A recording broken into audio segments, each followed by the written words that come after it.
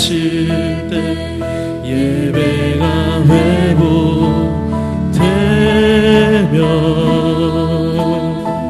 기적은 일어나네.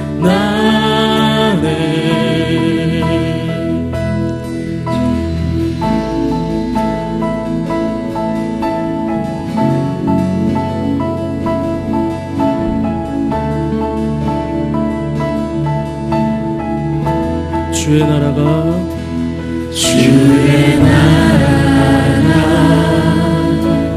임할 때 하나님 임재하실 때 예배가 회복되며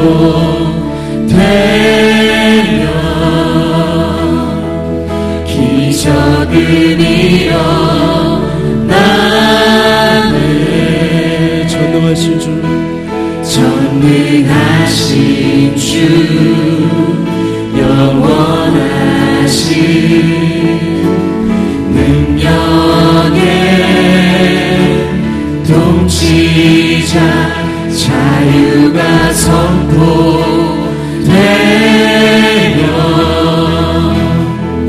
주 백성 돌아오네.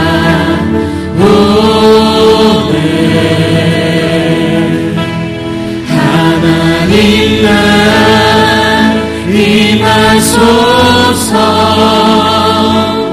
영광과 존귀 능력과 위엄 놀라운 사랑의 기적의 하나님 지금 이곳에 오소서.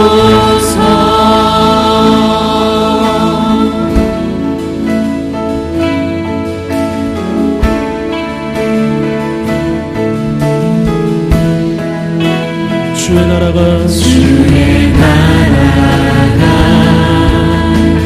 임할 때 하나님 임재하실 때 예배가 회복되며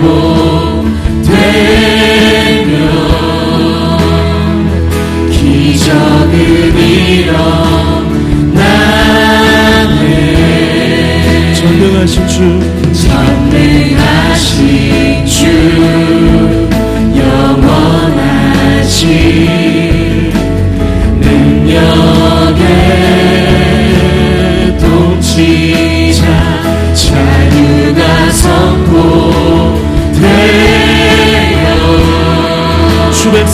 주 백성 돌아오네.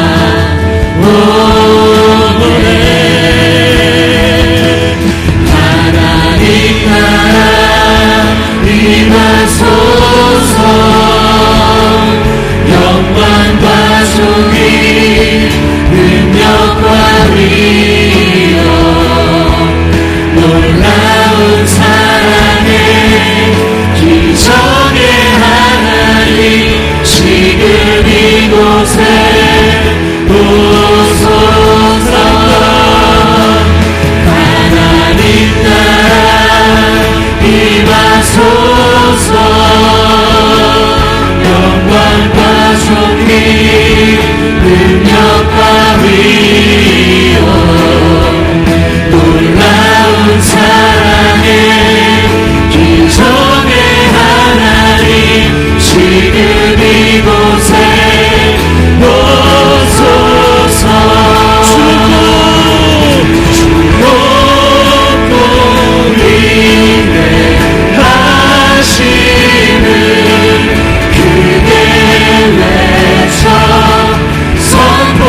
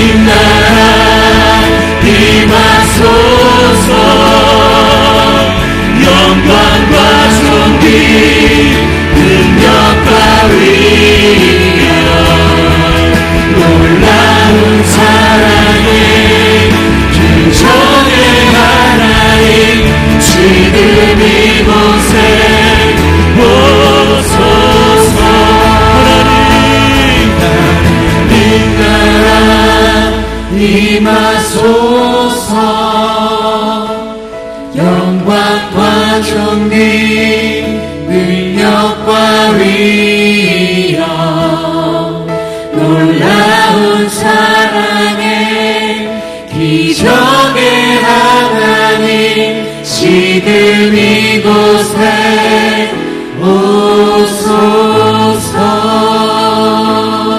하나님 나라 임하소서. 영광과 존귀 능력과 위엄 놀라운 사랑의 기적의 하나님 지금 이곳에 오소서.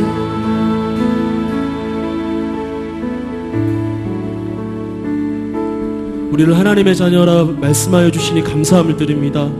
날마다 우리 가운데 하나님의 나라를 소망하며 그 하나님 나라를 갈망하며 살아가는 믿음의 하나님의 백성들 되게 도와주셔서 날마다 좁은 길로 가게 하시고 그 좁은 길이 생명의 길임을 믿음의 길임을 늘 잊지 않고 늘 하나님 앞에 주 예수 그리스도의 은혜를 기억하며 주 예수 그리스도를 붙잡고 나아가 승리하는 우리 모두가 되게 주님 축복하여 주셔서 감사합니다. 오늘 예배도 주님 앞에 올려드렸고 살아계신 예수님의 이름으로 기도합니다. 아멘. 수요 오늘이 오신 예배에 오신 여러분들 주의 이름으로 환영하고 축복합니다. 하나님 앞에 찬양하며 나아가시겠습니다.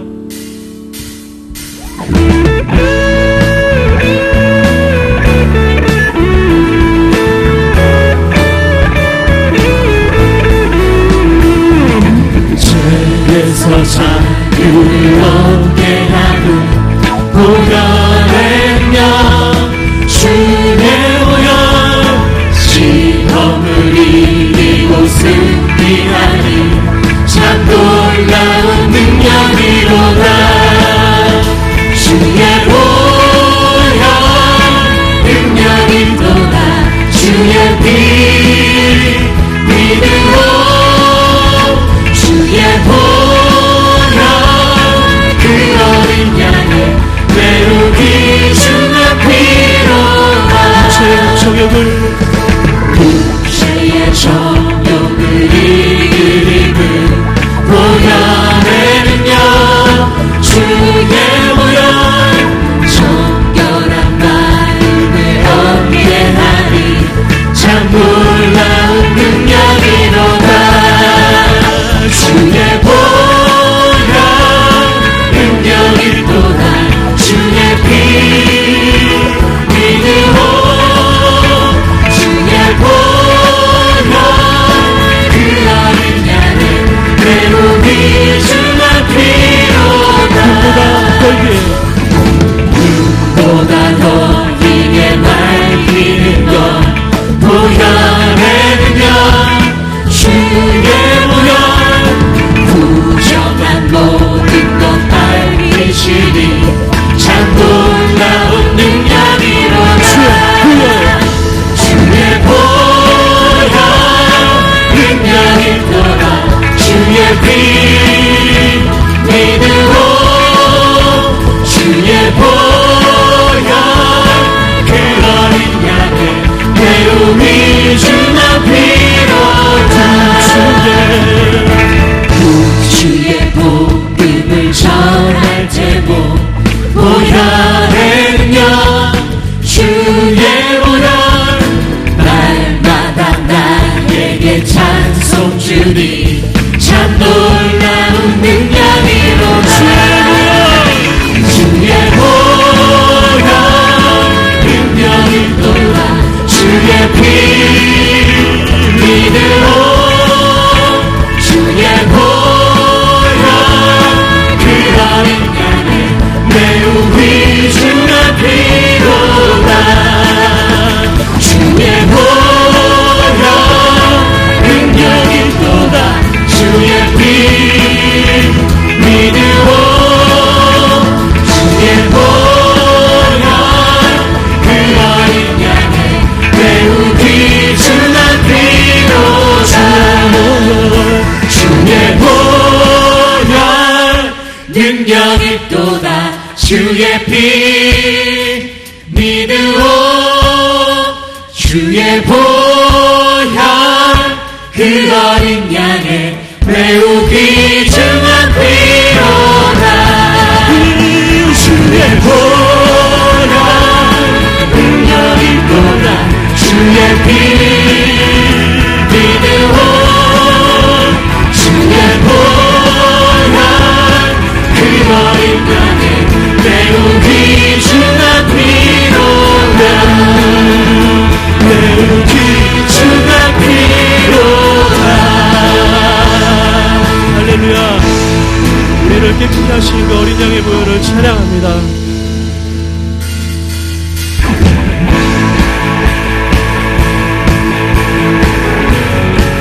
세상 창조주 되신 그 하나님의 이름을 찬양합니다.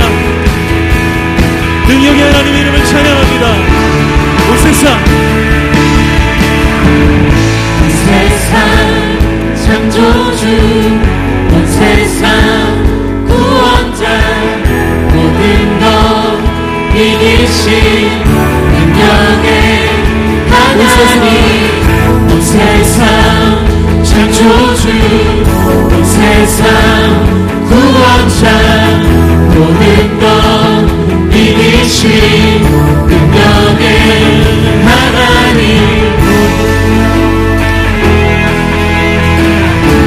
모든 민족 주께 모든 민족 주께 경배해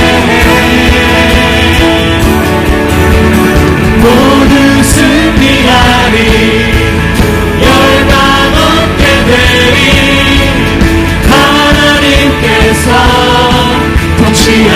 통치하시네 모두 승리하리 열방 얻게 되리 위대하신 왕 여호와 하나님 열방을 우리에게 주셨네 그 명령 따라서 열방을 취하리 하나님 열방을 우리에게 주셨네 그 명령 따라서 열방을 취하리 모든 만물 주를 찬양해 모든 민족 주께 경배해 모든 민족 주께 경배해 모두 승리하리 열방 얻게 되리 하나님께서 통치하시네 모두 승리하리 열방 얻게 되리 위대하신 왕 여호와 찬양 찬양 찬양 할렐루야 찬양 할렐루야 하나님께서 통치하시네 찬양 할렐루야 찬양 할렐루야 위대하신 왕 여호와 찬양 할렐루야 찬양 할렐루야 하나님께서 통치하시네 찬양 할렐루야 찬양 할렐루야 위대하신 왕 여호와 모두 승리하리 열방 얻게 되리 하나님께서 통치하시네 모두 승리하리 열방 얻게 되리 위대하신 왕 여호와 할렐루야 우리를 승리하신 하나님을 찬양합니다. 위대하신 이름 여호와 하나님의 이름을 찬양합니다.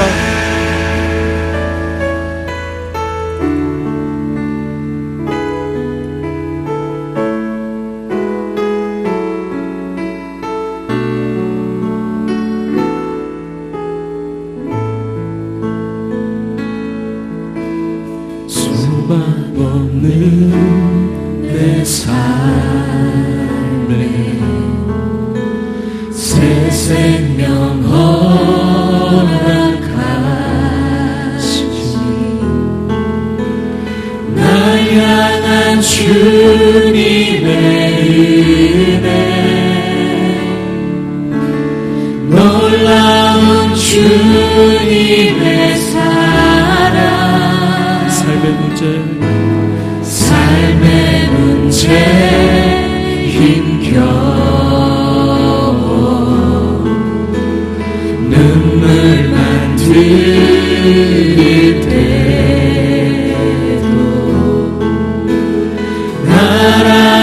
주시는 주님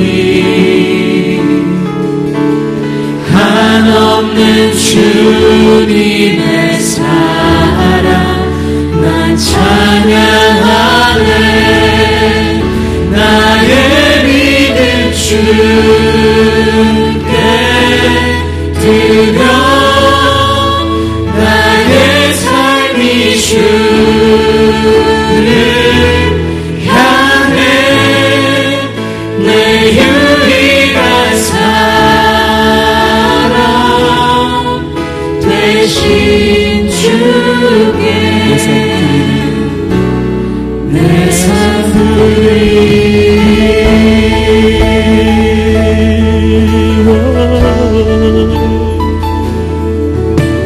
소망 없는 내 삶에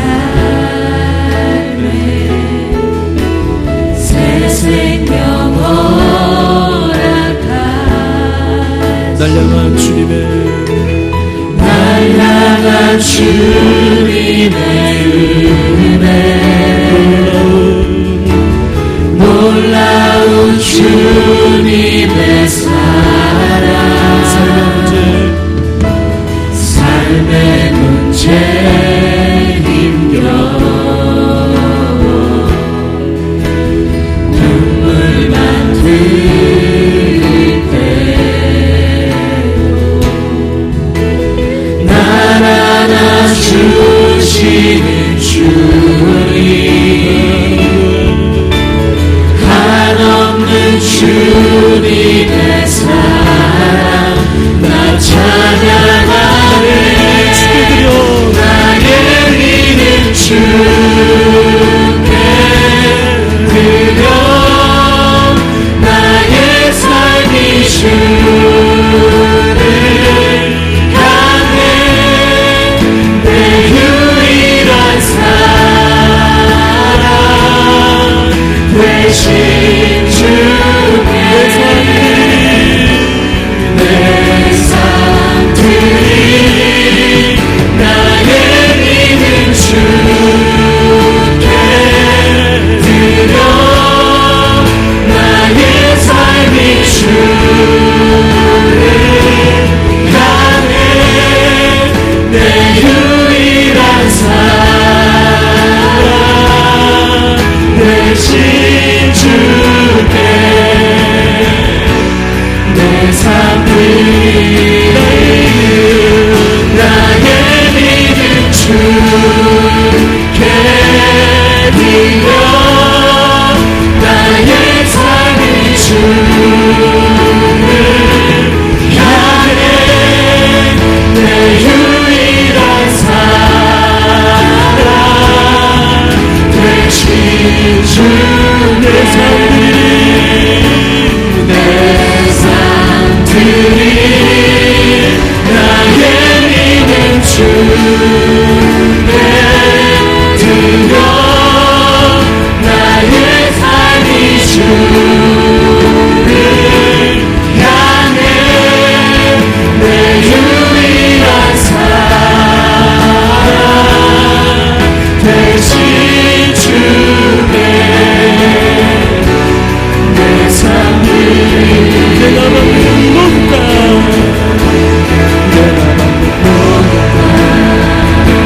주의 예배하게 하소서 주의 보혈로 덮어지게 하소서 내가 선이고 주의 거룩한 곳 되게 하소서 주의 향기로 물들이소서 내가 만든 모든 땅 주를 예배하게 하소서 주의 보혈로 덮어지게 하소서 내가 선이고 주의 거룩한 곳 되게 하소서 주의 향기로 물들이소서 주의 향기로 물들이소서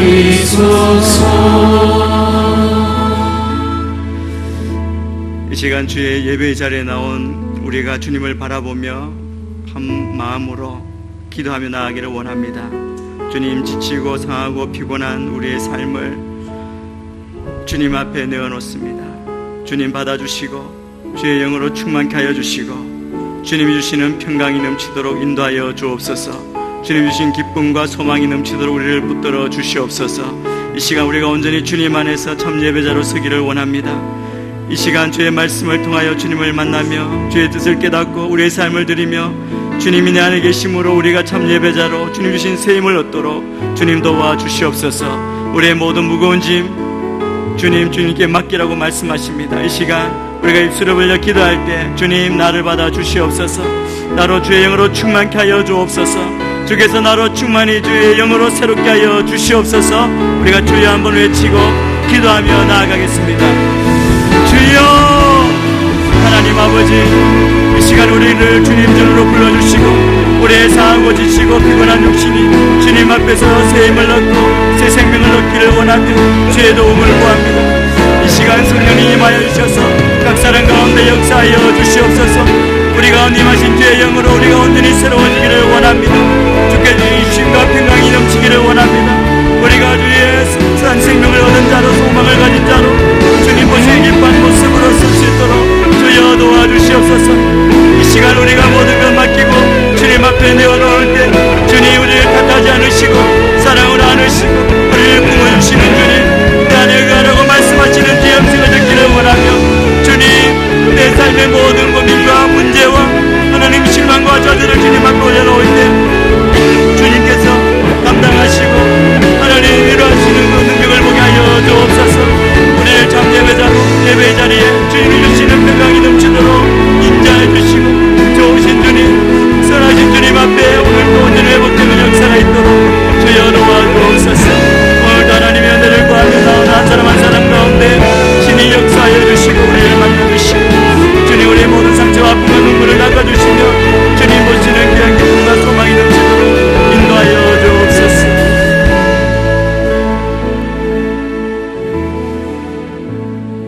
수고하고 무거운 짐진 자들아, 다 내게로 오라. 내가 너희를 쉬게 하리라. 주님, 우리를 초청하시고 부르시는 그 음성을 듣게 하시니 감사합니다. 우리가 믿음으로 주님 앞에 나와 예배하며 주의 음성을 듣기를 원합니다. 이 시간 우리를 만나주시고 주의 임재 안에 주님 주시는 평강과 소망을 경험하는 이 시간 되게 인도하여 주옵소서. 우리의 마음의 모든 수고하고 무거운 짐을 다 내려놓고 주님께 맡깁니다. 선하신 주님, 우리를 사랑하시는 주님 앞에 다 내어놓고 주의 위로와 소망이 넘치며 주의 만지심을 경험하는 이 시간 되게 인도하여 주옵소서. 많은 분주한 생각과 우리의 우울함과 우리의 힘듦을 다 감당하시는 주님, 그 주님을 이 시간 경험하도록 역사하여 주옵소서. 주님을 찬양합니다. 감사하며 예수님 이름으로 기도합니다. 아멘. 수요 오늘이 오신 여러분을 환영하고 축복합니다. 무더위가 계속되고 있어서 우리가 때로 지치고 힘들지만, 그러나 시간이 지나면서 아마 더위도 분명히 꺾일 걸로 우리가 알고 또 소망 가운데 또 새 힘을 얻게 되기를 바라고요. 이번 여름에 주님이 주시는 은혜 가운데 잘 견디고 또 주님의 주시는 놀라운 생명으로 소망으로 늘 새로워진 그런 시간이 됐을 줄 믿습니다. 오늘 서로에게 한번 인사했으면 좋겠습니다. 수요일에 오신 여러분들에게 주의 평화를 전합니다. 이렇게 한번 인사하겠습니다. 주님의 평화를 전합니다. 아멘. 예. 한국말로 하니까 그런데요. 샬롬 이렇게 한번 인사하겠습니다. 샬롬. 예, 샬롬. 정말 덥습니다. 저는 더워서 좀 개인적으로 굉장히 힘들었던 것 같습니다. 그러나 이제 제가 수요 예배를 지난번 7월 달에 한번 순서를 맡았는데 갑자기 이제 몸이 좀 사고가 나서 못하고 이번에 설 수 있게 돼서 너무 감사하고요. 2달 동안 여호수아 말씀을 통해서 승리의 주님 또 주의 임재 앞에 나아가는 그런 귀한 시간을 갖고 있는데 말씀 가운데 역사하시는 그 주의 음성을 듣는 그런 귀한 시간이 되기를 바랍니다. 오늘 여호수아 20장 말씀입니다. 여호수아 20장 1절부터 9절까지 말씀인데 저와 여러분이 한 절씩 교독하겠습니다. 그때 여호와께서 여호수아에게 말씀하셨습니다. 이스라엘 백성들에게 늘 지정하라고 말하여라. 그래서 뜻하지 않게 실수로 살인한 자가 그곳으로 피신해 피로 복수하려는 사람으로부터 보호받게 하여라. 그가 그 투성 가운데 하나로 피신하면 그는 그 성문 입구에 서서 그 성의 장로들 앞에서 자기 사건을 진술해야 한다. 그러면 그들은 그를 그 성으로 들이고 그에게 살 곳을 주어 그들 가운데 살게 할 것이다. 만약 피로 복수하는 사람이 그를 쫓아오더라도 그에게 그 피의자를 내어주어서는 안 된다.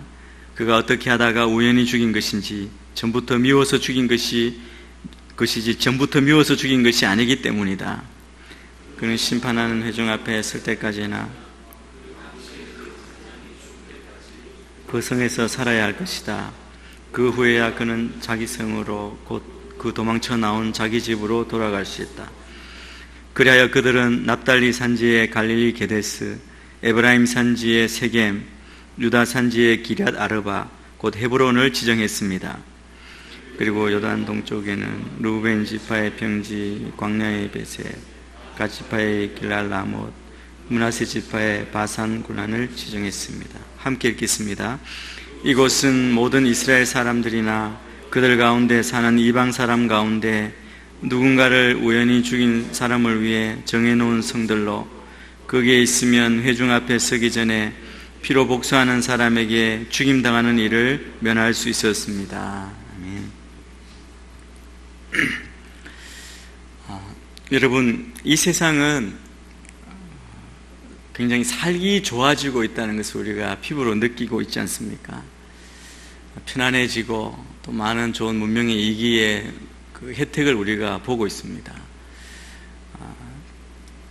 제가 생각해도 어릴 때 살던 때와 지금과 비교하면 정말 상상할 수 없을 정도로 10년 전만과도 비교해도 말할 수 없이 정말 저희가 잘 살고 풍요한 그런 삶을 누리고 있죠. 근데 세상은 계속해서 더 살기 좋아지는데 그럼에도 불구하고 문제는 어떻게 보면 더 많이 생긴 것 같다, 그런 생각을 하게 됩니다.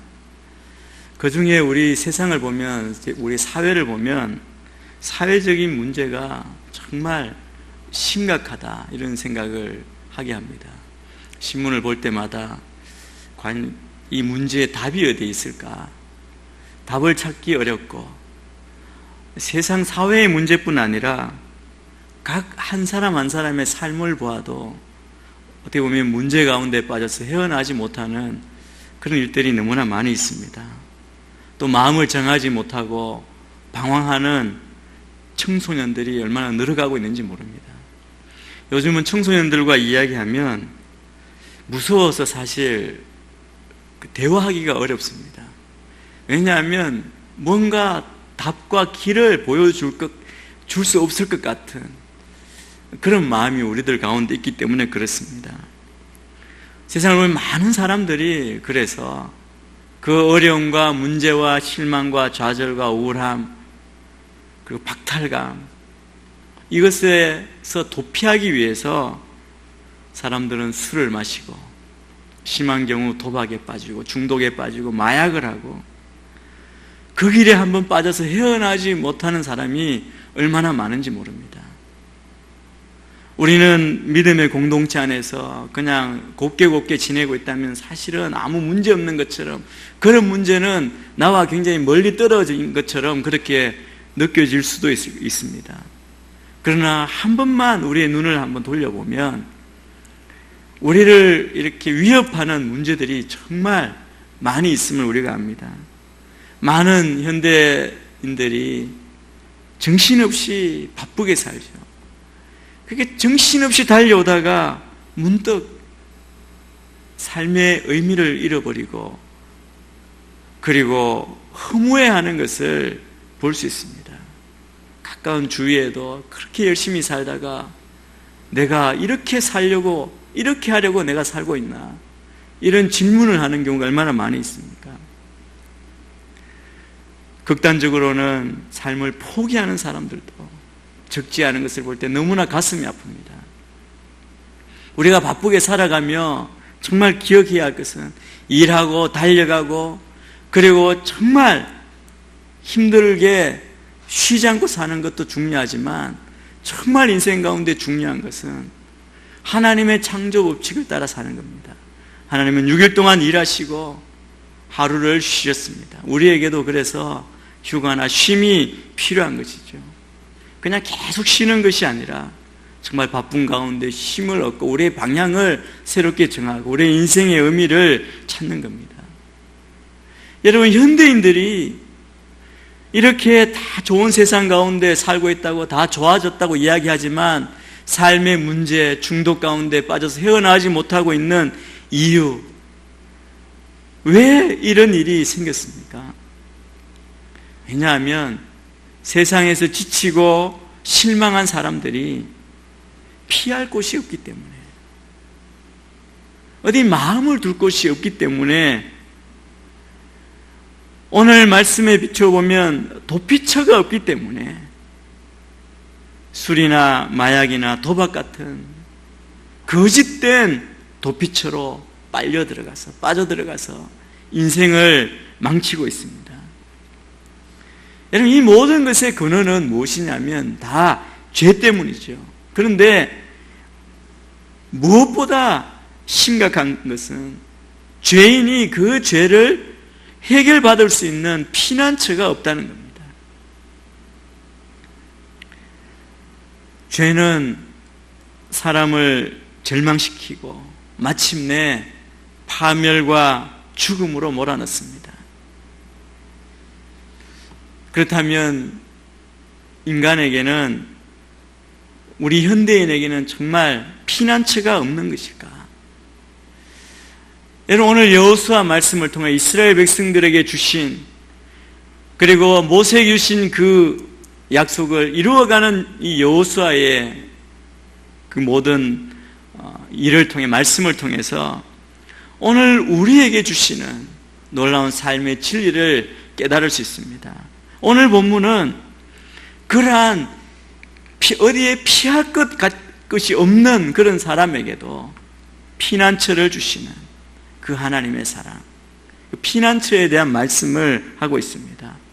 소망 없는 인간들에게, 특히 현대인들에게는 이것이 바로 복음이라고 할 수 있습니다. 1절 2절에 보면 오늘 이 말씀은 우리에게 도피성에 대해서 이야기하고 있습니다. 여호수아에게 하나님이 말씀하시는데, 내가 모세에게 이미 지시한 도피성을 지정하라고 그렇게 말씀하십니다. 여러분, 이스라엘 백성들은 광야에서 40년 동안 훈련을 받고 가나안에 들어왔습니다. 그리고 7년 동안 가나안 정복 전쟁을 수행했고, 그리고 그 정복한 땅을 각 지파에게 분배했습니다. 요즘 이제 여호수아서 큐티 말씀을 하고 있는데, 이제 각 지파에게 그 땅을 분배해 주죠. 오늘 20장 1절부터 우리가 봤는데 19장 마지막에 보면 마지막에 이렇게 말합니다. 이렇게 해서 그들은 땅 나누는 일을 다 마쳤습니다. 이게 다 끝났다는 겁니다. 얼마나 대단한 일인지 모릅니다. 이제 가나안을 다 정복했고 땅도 다 나누어졌고 가나안 땅에서 행복하게 편안하게 사는 문제만, 그것만 남은 것 같습니다. 그런데 다 나눠주고 이제 모든 고생 끝, 행복 시작이라고 생각할 그 시점에 뜻밖의 말씀은 무엇에 대한 말씀이냐 하면 살인에 관한 말씀을 합니다. 거룩하고 복된 땅, 가나안 땅인데 하나님이 임재하시는, 하나님이 지정해서 나눠주신 그 땅인데 복된 땅에 살인이 있을 것이라고 말하는 겁니다. 여러분, 이것이 우리 인간의 한계입니다. 우리가 문명이 발전하고 교육을 잘 받고 좋은 환경에 살게 되고, 그리고 또 특별히 신앙을 갖게 되고 좋은 교회에서 신앙생활 충실히 하는 사람이라고 할지라도 우리가 분명히 알아야 할 것은 완전한 인간은 아무도 없다는 것이죠. 우리 인간은 완전할 수 없습니다. 옛 생활을 청산하고 새 사람이 되어서 정말 살아야 역사하시는 주님을 증거하고 복음을 전하고 간증하는 사람이라고 할지라도 실수할 수 있고 그리고 또다시 죄를 지을 수 있습니다. 그래서 여러분, 우리가 반드시 우리 각자가 분명히 기억해야 할 것은 절대로 방심하면 안 된다는 것이죠. 또 다른 사람이 이해할 수 없는 행동을 하고 죄를 범했다고 해도 놀라거나 또 함부로 정죄해서도 안 된다는 것입니다. 그래서 우리에게 주님이 경고하시는 말씀은 무엇이냐면 스스로 돌아보아서 더 근신하라는 겁니다. 더 우리를 돌아보고 깨어 있으라고 말합니다. 어떻게 해서든지 우리는 넘어진 형제를 붙들어주고 치유하고 회복시키는 일에 힘을 써야 될 책임이 있습니다. 그래서 우리의 태도는 겸손하게 그러나 늘 깨어서 주님의 일을 감당하는 것이죠. 하나님께서 일찍이 모세에게 도피성의 제도를 이미 말씀해 주셨습니다. 우리 1, 2절은 그것을 말씀하시는데 민수기에 보면 그 말씀이 기록되어 있습니다. 주님이 모세에게 주시는 말씀인데요. 민수기 35장 11절 12절 말씀을 우리 한 목소리를 같이 한번 읽겠습니다. 시작. 성들 며칠 골라 도피성으로 삼으라. 그리고 실수로 사람을 죽인 사람이 그곳으로 피할 수 있도록 하라. 그곳은 복수하려는 사람에게서 도피할 곳이 될 것이다.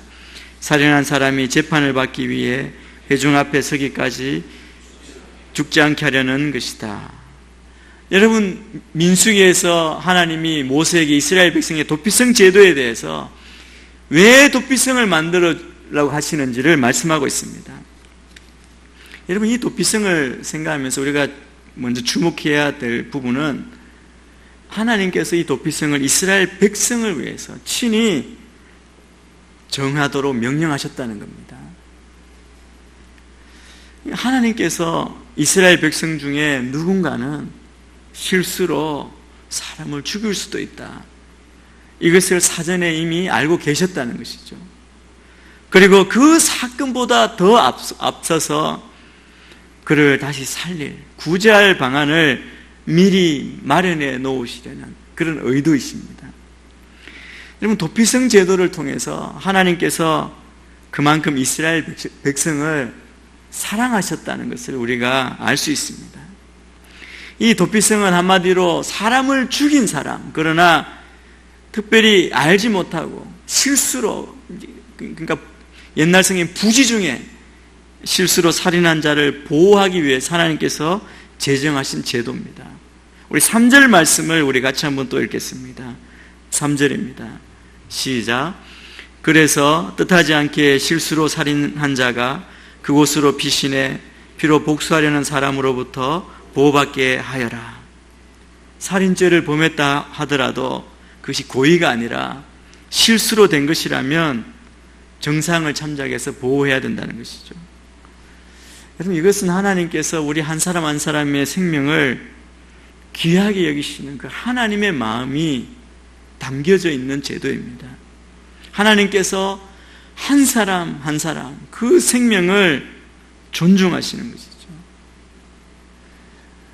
주님은 지극히 작은 한 사람도 업신여기지 말라, 작은 소자도 업신여기지 말라고 말씀하셨습니다. 여러분, 우리가 하나님을 사랑하고 하나님 말씀대로 순종한다면 우리의 태도가 그렇게 되어야 된다는 겁니다. 우리는 잘못해서 지내다 보면 쉽게 한 사람을 정죄하고 업신여길 때가 있습니다. 여러분, 우리의 태도를 정말 깨어서 우리의 모습을 봐야 됩니다. 하나님께서 우리의 그런 모습을 싫어하는 것이죠. 요즘 올림픽을 하지 않습니까? 올림픽 경기를 하는데 요즘 이제 제가 시합하는 것을 보면서 최근 며칠은 우리 팀이 다 지더라고요, 우리나라가. 그러니까 소리치게 되고 흥분하는 거예요. 그랬더니 옆에서 저보고 왜 그러냐고, 내가 거기 가면 잘할 수 있냐고 묻더라고요. 생각해 보니까 우리나라에서 가장 잘한 사람을 보내는데 제가 뭐라고 그렇게 큰 소리 치고 못한다고 막 판단하고 막 그렇게 흥분하게 하느냐는 거죠. 여러분, 이것도 하나의 우리의 교만함 아닙니까? 사람을 판단하는 태도 아닙니까? 하나님이 기뻐하시지 않는, 하나님은 한 사람 한 사람을 업신여기지 말고, 하나님 우리 한 사람 한 사람 내가 어떤 모습이든지 하나님이 나의 생명을 지키시기를 원하고 하나님 나를 사랑해 주신다는 겁니다. 여러분, 이것을 깨닫지 못하면 이 세상 가운데 늘 비교하고 경쟁하는 세상 가운데 우리는 어느 곳에서도 안식할 수가 없습니다. 쉼을 얻을 수가 없습니다. 늘 불안하고 열등감 가운데 불평하고, 그리고 남을 탓하고, 그리고 좌절하고 실망 가운데 살 수밖에 없는 것이죠. 하나님이 도피성을 만들어 주신 것, 이것을 통해서 하나님의 사랑이 이렇게 느껴지게 되기를 바랍니다. 뜻하지 않게 실수로 살인한 자가 있다는 겁니다. 여러분, 오늘 이 말씀을 할 때 우리 한 사람을 불쌍히 여기시는 하나님 아버지의 따뜻한 마음이 우리의 삶 가운데 느껴지게 되기를 바랍니다. 그것이 느껴지면 우리에게 얼마나 큰 위로를 받게 되는지 모릅니다. 실수하더라도 최선을 다하는 모습을 보고 정말 잘했다. 우리 선수들도 그렇죠. 정말 잘했다. 여러분, 누가 더 가슴이 아프겠습니까?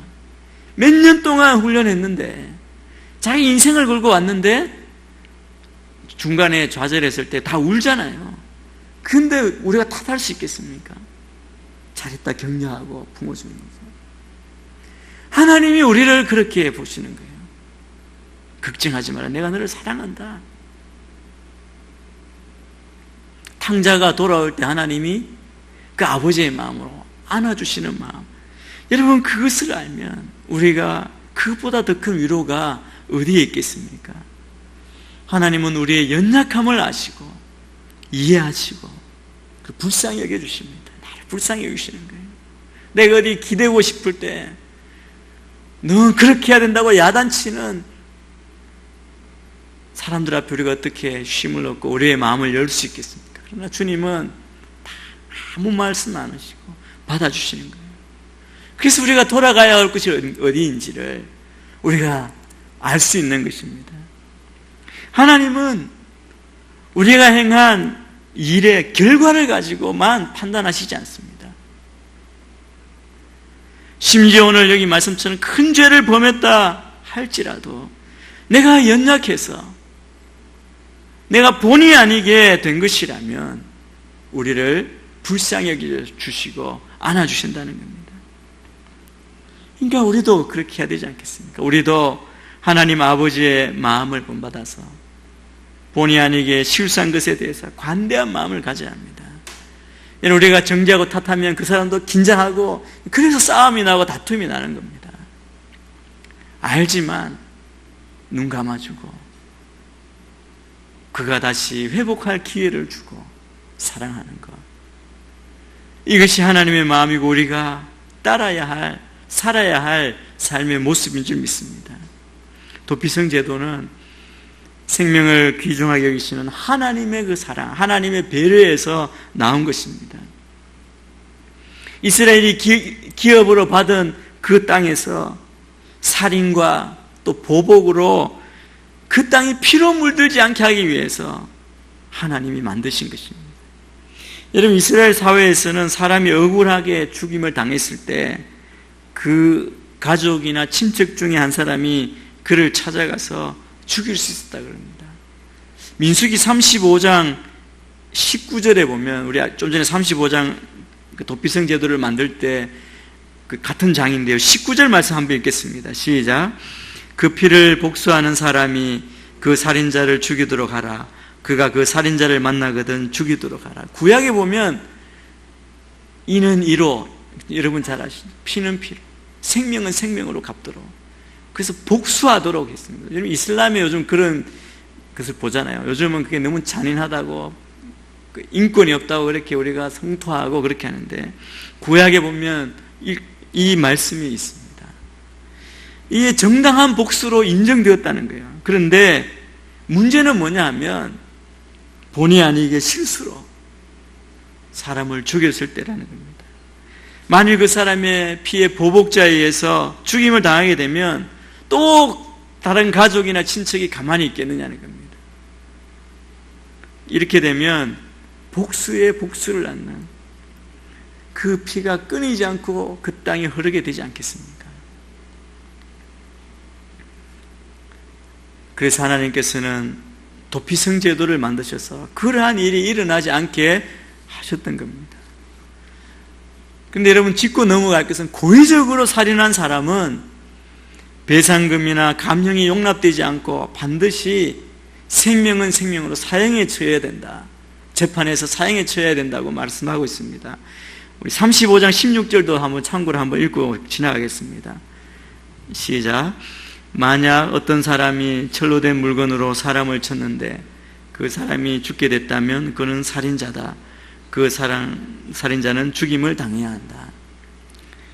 그런데 여러분, 하나님이 오늘 만들려고 하신 도피성은 실수로 살인한 사람을 위한 피난처였습니다. 그런데 그 실수로 그렇게 되었을 때 여러분이 살인한 사람이 얼마나 당황했겠습니까? 그때 피할 수 있는 도피성이 있습니다. 그런데 도피성으로 피해 달아나야 했는데 달아나지 않으면 당연히 보복하는 자에게 죽임을 당하게 될 것이기 때문에 피하겠죠. 그런데 도피성으로 피해 왔으면 가장 먼저 해야 할 일은 그 성의 장로들에게 그 사건에 대해서 다 자초지종을 설명해야 했습니다. 4절 5절 말씀을 또 우리 같이 한번 읽겠습니다. 4절 5절입니다. 시작. 그가 이 도피성 가운데 하나로 피신하면 그는 그 성문 입구에 서서 그 성의 장로들 앞에서 자기 사건을 진술해야 한다. 그러면 그들은 그에게 살 곳을 주어 그들 가운데 살게 할 것이다. 만약 피로 복수하는 사람이 그를 쫓아오더라도 그에게 그 피의자를 내주어서는 안 된다. 그가 어떻게 하다가 우연히 죽인 것이지 전부터 미워서 죽인 것이 아니기 때문이다. 여기 4절 5절 말씀처럼 가장 먼저 피해온 사람이 해야 할 일은 자기에게 일어난 사건을 그 성의 장로들에게 진술하는 것입니다. 여러분, 이 시대의 이 말씀을 통해서 우리가 생각할 수 있는 것은 우리가 우리를 다 용납하시고 나에게 오라고 하시는 주님 앞에 왔을 때 우리가 하나님 앞에 나아가 하나님께 우리의 죄를 고하고 용서받는 것, 그것이 생각나게 합니다. 여러분, 우리가 무슨 죄를 지었을 때 그 죄를 감추기 위해서 우리의 생각대로 세상으로 가리려고 피하고 내 방법으로 덮으려고 해서는 안 됩니다. 우리가 죄를 지었을 때 즉시 우리가 해야 할 것은 하나님 앞에 나아가서 그 앞에 엎드리고 회개해야 합니다. 여러분, 그렇게 우리가 회개할 때 하나님은 얼마든지 용서해 주시고 해결해 주십니다. 또 우리는 형제들끼리 서로 마음을 열어놓고 서로 고해야 합니다. 요즘 세상에 가장 큰 화두라 그러죠. 이제 그 주요 화두가 뭐냐면 소통입니다. 사람들이 서로 소통하기가 얼마나 힘든지 모릅니다. 다 자기 생각만 하고 자기만 옳다고 생각하기 때문에 듣고 이해하지 않으니까 자기 말만 하는 거죠. 그래서 누가 그러더라고요. 이제 어느 테이블에 서로 이야기하는 걸 가만히 들어보면 가만히 보면 굉장히 웃기다고. 이 사람 자기 얘기 계속 하면 그냥 듣는 척 하다가 그 다음에 자기 기회가 오면 또 자기 얘기만 계속 하는 거예요. 대화가 아니라 자기 얘기만 다 쏟아놓고 그냥 안에 있는 거 쏟아놓고 그냥 가는 걸로 끝나는 거죠. 여러분, 그게 아니죠. 우리가 마음을 열고 서로를 들어주고 이해하고 용납과 또 우리의 죄를 고하는 것, 그리고 서로 용서하고 용서받고 어루만지고 위로하고 치유하고 그리고 세우는 일이 그럴 때 가능해지는 것입니다. 우리가 공동체 안에 우리 순이나 우리 모임이나 예배 가운데 우리가 서로를 향하여 이 주님의 사랑을 기억하고 모든 것을 내놓고 서로 구할 수 있는, 나눌 수 있는 그런 은혜가 있게 되기를 바랍니다. 그러면 성령님께서 말씀을 통해 역사하셔서 우리 마음을 어루만지고 치유해 주실 것입니다. 제가 옛날에 이제 평신도 때죠. 오래전인데 순장을 한 적이 있습니다. 제가 순장을 할 때 제가 그때 30대 후반이었기 때문에 순장으로서는 좀 어린 순장이었습니다. 저희 아버지 부모님 뻘 되는 분도 계셨고 쭉 위로 계시고 또 이제 신혼부부도 있고 그런 순을 이렇게 했는데 처음에 한 1년 정도는 굉장히 힘들었습니다. 대화하는데 그냥 큐티 나눔 억지로 하고 그냥 마지못해 쥐어 짜내듯이 그냥 있는 말씀 갖고 나누고 그냥 지나가고, 그러니까 서로 말씀 있고 기도가 있는데 괜히 가기 싫어하고 사람들 모으려고 애를 쓰고 그랬어요. 근데 어느 날 한 분이 삶을 나누어 주셨어요. 저는 그때 사실은 개인적으로 굉장히 큰 충격을 받았습니다.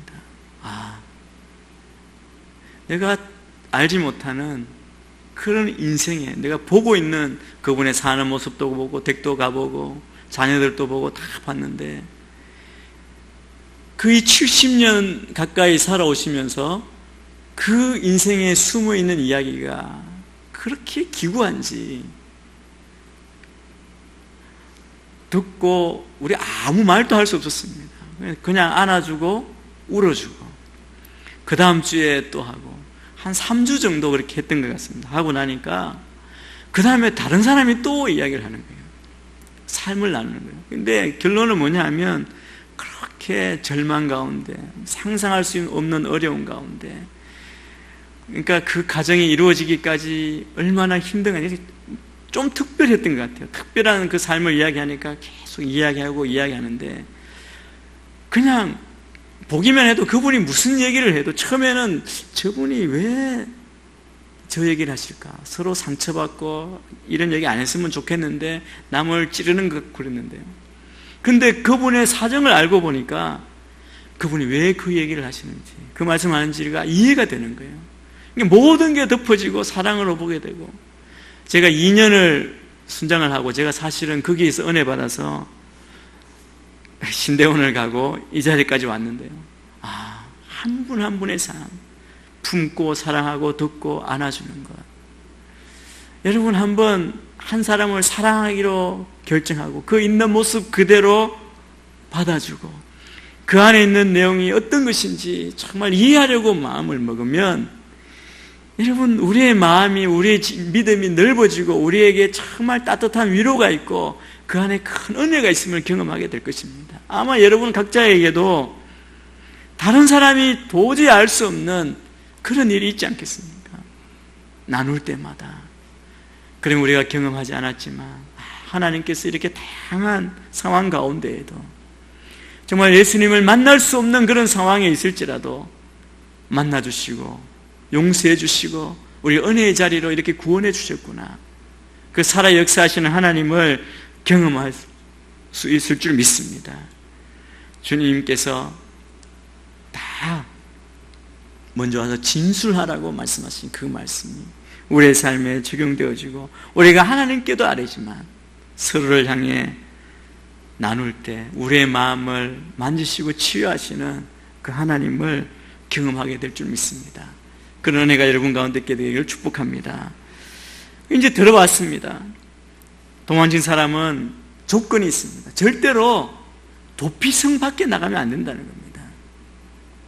아마 사랑하는 사람을 어쨌든 잃어버린 가족들이 얼마나 그 죽인 사람을 찾아 복수하려고 하겠습니까? 인간의 마음이잖아요. 복수하려고 하는. 아마 성 밖에 기다리고 있을지 모릅니다. 그래서 도피성으로 도망친 사람은 절대 도피성 밖으로 나가지 말아야 했습니다.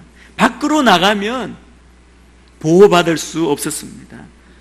그런데 그 사람이 도피성 밖으로 나갈 수 있는 때가 있습니다. 그때는 언제냐면 바로 들어갔을 그때 이에 대제사장이 죽었을 때라는 겁니다. 우리 6절 말씀을 같이 한번 읽겠습니다. 6절 말씀입니다. 시작. 그는 심판하는 회중 앞에 설 때까지나 그 당시에 대제사장이 죽을 때까지 그 성에서 살아야 할 것이다. 그 후에야 그는 자기 성으로 곧 그 도망쳐 나온 자기 집으로 돌아갈 수 있다.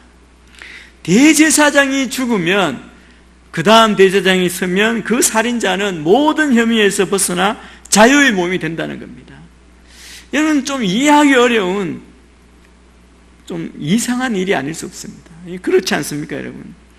만약에 대제사장이 아주 나이 많았을 때 그 일을 저지르고 간다면 어떤 때는 1년 이내에 자유의 몸이 될 수도 있는 것이죠. 왜냐하면 하나님께서 대제사장의 생명을 그 살인자의 생명과 일치시킨 겁니다. 그래서 대제사장이 죽으면 그 사람도 죽은 것으로 간주하는 것이죠. 여러분, 사람이 죽으면 그 모든 죄와 책임으로부터 벗어나지 않습니까? 묻지 않는 거죠. 그러므로 대제사장이 죽으면 그 살인자는 이미 그 죄의 값을, 처형을 받은 것으로 간주가 되는 것이죠. 그래서 도피성으로 나와 새 생명을 살 수 있는, 집에 가서 살 수 있는 겁니다. 여러분, 이것은 우리의 대제사장이신 예수 그리스도께서 우리를 대신하여 십자가에 죽으심으로 우리를 그 사망의 그늘, 죄와 그 형벌로부터 벗어나게 하실 것에 대한 예표의 말씀입니다. 사도 바울은 이것을 주와 우리가 연합했다, 연합이라는 그런 개념을 통해서 설명합니다. 우리 로마서 6장 3절 4절 말씀을 한번 같이 읽겠습니다. 로마서 6장 3절 4절 한번 천천히 같이 읽겠습니다. 시작. 그리스도와 연합해 세례를 받은 우리는 모두 그리스도의 죽으심과 연합해 세례를 받은 줄을 알지 못합니까? 그러므로 우리는 그리스도의 죽으심과 연합해 세례를 받음으로써 그분과 함께 묻혔습니다. 이는 그리스도께서 아버지의 영광으로 인해 죽은 자들 가운데서 살리심을 받은 것처럼 우리도 또한 새 생명 가운데서 살게 하려는 것입니다. 예수님께서 나를 위해서 죽으셨습니다. 그래서 우리는 그분을 믿음으로 주님과 연합되어서 죄의 몸이 십자가에 죽은 것이죠. 우리가 십자가에 그리스도와 함께 죽었다는 겁니다. 그리고 이제 주님과 함께 새 사람으로 다시 산 것이죠. 주의 보혈과 함께 다시 연합해서 다시 살아난 것입니다. 그래서 우리는 예수를 믿은 사람은 새 사람이 된 것이죠. 새 생명을 얻은 자입니다. 여호수아와 이스라엘 백성들은 하나님의 명령에 따라 도피성을 지정해서 구별했습니다. 전체 이스라엘 전체에 몇 군데를 정했냐, 몇 개 도시냐면 전체 6개 도시입니다. 우리 그냥 7절 8절 시간이 많이 흘렸지만 우리 같이 한번 읽겠습니다. 시작. 그리하여 그들은 납달리 산지의 갈릴리 게데스, 에브라임 산지의 세겜, 유다 산지의 기럇 아르바 곧 헤브론을 지정했습니다. 여리고 요단 동쪽에는 르우벤 지파의 평지 광야의 베셀, 갓 지파의 길랏 라못, 므낫세 지파의 바산 골란을 지정했습니다. 여러분 6개 도시 어디에 있는지 한번 지도를 한번 찾아보시면 좋을 것 같습니다. 여호수아가 구별한 도피성은 요단강을 중심으로 요단 동편에 미리 준 땅, 거기에 3군데를 정하고 요단 서쪽에 3군데, 6곳이었습니다. 이 세 성읍은 북쪽, 중간, 남쪽 이렇게 위치해 있는데 이 도피성은 실수로 사람을 죽인 사람이 도망해 피할 수 있는데 가장 편하고 가까운 곳에 있어야 됐습니다. 너무 멀거나 험한 곳이 있으면 도망가는 도중에 잡혀서 죽임을 당할 수 있기 때문에 그렇습니다. 광야에 있을 때는, 회막이 있을 때는 온 지파들이 다 같이 텐트를 치고 광야에서 살 때, 또 이동할 때는 만약 이런 일이 있으면 도피성을 정하지 않아서 그들이 어떻게 했냐면 피해서 번제단의 뿔을 잡았습니다. 그러면 제사장이 재판에서 그 사람이 고의가 있는지 없는지 판단을 했는데, 여러분 이제 이스라엘이 그 가나안에 들어갔을 때는 실로에 회막을 세웠는데, 이 실로에서 멀리 떨어진 곳에 있는 지파의 일이 생기면 그까지 오기가 너무 먼 거예요. 그럼 이 사람들이 이 사람이 그쪽으로 갈 것이다, 실로 입구만 지키고 있으면 그 사람 잡을 수 있잖아요. 근데 하나님께서 그 피한 사람이, 그 살인한 사람이 쉽게 피할 수 있도록 흩어져서 편한 곳을 6곳에 도피성을 만들어준 것입니다. 여러분, 이스라엘 사람들뿐 아니라 이스라엘 중에 함께 사는 이방인, 거류민들도 도피성으로 피할 수 있게 했습니다. 9절 말씀을 또 같이 한번 읽겠습니다. 9절입니다. 시작. 이곳은 모든 이스라엘 사람들이나 그들 가운데 사는 이방 사람 가운데 누군가를 우연히 죽인 사람을 위해 정해놓은 성들로, 거기에 있으면 회중 앞에 서기 전에 피로 복수하는 사람에게 죽임당하는 일을 면할 수 있었습니다. 여러분, 도피성은 이스라엘 백성만 아니라 여기 보니까 그들 가운데 있는 이방 사람들까지도 다 그 도피성에 피할 수 있었고, 그들의 실수에 대해서 용서받고 보호를 받을 수 있도록 하나님께서 만들어 주셨습니다. 도피성은 아까 말씀드린 대로 예수 그리스도를 예표하는 것입니다. 여러분, 죄인은 자기의 죄로 인해 죽을 수밖에 없습니다. 그런데 하나님께서 죄인을 구원하시려고 예수 그리스도를 이 땅에 보내주셨습니다. 누구든지 어떤 죄인이든지 예수님께로 오면 살 수 있고 구원을 받을 수 있습니다. 살인자가 도피성으로 들어오면 살 수 있다는 것이 바로 이것을 말씀해 주시는 것입니다. 그리고 도피성은 살인자가 가장 도망하기 쉬운 곳에 지정되었습니다. 여러분, 이것이 무엇을 의미합니까? 우리의 구원의 길은 쉽고 가깝다는 걸 보여줍니다. 여러분, 믿음으로 사는 길은 좁고 험한 건 사실입니다. 그래서 우리가 좁은 길로, 좁은 문으로 가라고 말씀하지 않습니까? 그러나 우리가 예수 그리스도만 믿으면 누구나 구원을 받습니다. 그래서 구원의 길이 우리 안에 있고, 우리가 주님 안에 거하면 우리가 구원받은 자로 안전하게 생명을 얻을 수 있다는 것입니다. 도피성에는 이스라엘 사람뿐 아니라 이방인도 피할 수 있었습니다. 여러분, 이것은 예수 그리스도께 나아오면 누구나 신분이나 인종이나 세상의 어떤 조건도 구별 없이 구원을 얻게 된다는 것을 말씀합니다. 누구든지 믿는 자는 구원을 얻으리라. 여러분, 이것이 우리에게 주신 놀라운 복음입니다. 오직 예수 그리스도만이 우리의 도피성이 되십니다. 그래서 그리스도를 떠나서는 결코 구원을 받을 수 없습니다. 내게로 오라고 주님이 말씀하십니다. 내 안에 거하라고 말씀하십니다. 우리가 주님 안에 거할 때 우리는 구원의 복된 삶을 살 수 있는 것이죠. 세상에 아무리 무겁고 힘든 짐, 오늘 또 기분 나쁜 일, 정말 실망스러운 일, 뜻대로 되지 않은 일, 그것으로 좌절하고 실망하고 어려울지라도 반복해서 우리가 늘 기억해야 할 것은 주님 앞에 오면 주님이 나를 받으시고 힘주시고 구원을 베풀어 주시고 사랑하신다는 겁니다. 그 안에 온전한 회복이 있고 쉼이 있고 그리고 온전한 치유가 있는 줄 믿습니다. 그런데 만일 우리가 그리스도를 떠난다면 우리는 위험에 처하게 됩니다. 예수 안에 있으면 나의 안에 있으라고 말씀하신 그 말씀대로 주님 안에 그리스도 안에 있으면 우리는 안전합니다. 로마서 8장 1절 말씀 우리 한번 같이 읽겠습니다. 로마서 8장 1절입니다. 시작. 그러므로 이제 그리스도 예수 안에 있는 사람들은 정죄를 받지 않습니다. 그리스도 예수 안에 있는 자들은 결코 정죄함이 없다고 말씀합니다. 대제사장의 죽음은 예수 그리스도의 죽음을 상징합니다. 주님께서 죽으심으로 우리가 구원을 받았습니다. 우리는 이 땅에 살면서 도피성이신 주님께로 피해야만 살 수 있는 죄인들입니다. 주님께 피하지 않으면 우리는 사탄과 사망의 권세 아래 매이게 되고 마침내 영원한 지옥 형벌에 떨어지게 될 것입니다.